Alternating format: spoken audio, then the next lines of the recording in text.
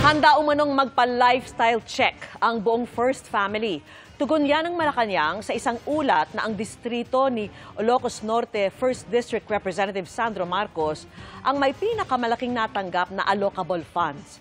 Sinugot din ng Malacanang ang sinita ng Commission on Audit na may 14 na milyong pisong hindi pa nakokolektang gastos para sa foreign trips ng ilang ahensya.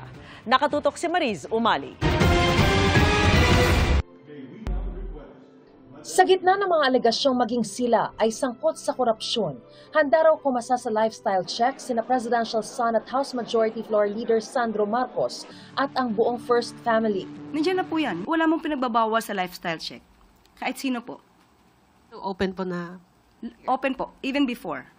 Sagot ito ng palasyo sa lumabas na ulat ng Philippine Center for Investigative Journalism o PCIJ na napunta sa distrito ni Ilocos Norte Representative Sandro Marcos ang pinakamalaking parte ng tinatawag na allocable funds.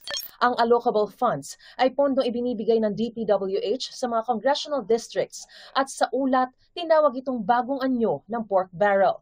Batay sa PCIJ report, aabot sa humigit kumulang 15.8 billion pesos daw ang natanggap ng distrito ng Majority Leader mula 2023 hanggang 2025, habang ang ibang kongresista nasa 1 hanggang 10 billion pesos lamang ang nakuha.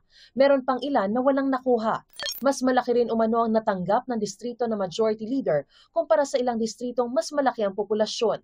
Ayon kay Palace Press Officer Undersecretary Claire Castro, nabasa na raw ni Pangulong Bongbong Marcos ang lumabas na ulat. Alam naman po ng Pangulo na alam ni Congressman Sandro Marcos ang kanyang ginagawa at alam niya po kung paano ito sasagutin. But as of now, I cannot speak for in behalf of Congressman Sandro Marcos. At sabi naman po niya, siya po ang nagboluntaryo.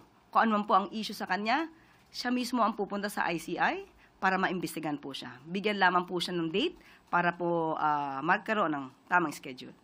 Hinihinga namin ng pahayag si Representative Marcos kaugnay ng ulat ng PCIJ.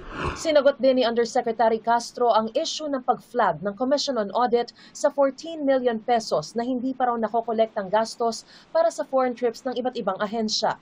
Paglilinaw ng palasyo, inabonohan muna ng Office of the President ang mga gastusin sa biyahe. Kaya ang mga ahensya pa nga raw ang may obligasyon na mag-remit sa kanila. Ayon sa report ng COA, hanggang December 31, 2024, may 14,403,827 pesos and 63 centavos na overdue receivables mula sa iba't ibang ahensya ng pamahalaan na ginastos muna ng OP para sa airfare at hotel accommodation ng mga opisyal na bumiyahe sa abroad. Ipinunto rin ng COA na malaking bahagi ng mga ito ay may 1 hanggang 2 taon nang di nababayaran. Nang tanungin kung bakit naantala ang bayad ng mga ahensya, sinabi ni Castro na may mga prosesong administratibo at auditing na kailangan sundin. Collection letters were already issued in April and May 2025. Of the said amount, 7,887,555.64 or 55% were already collected to date. The OP consistently monitors the outstanding bills through monthly aging report and sending of collection demand letters. Para sa GMA Integrated News, Mariz Umali, nakatutok, 24 oras.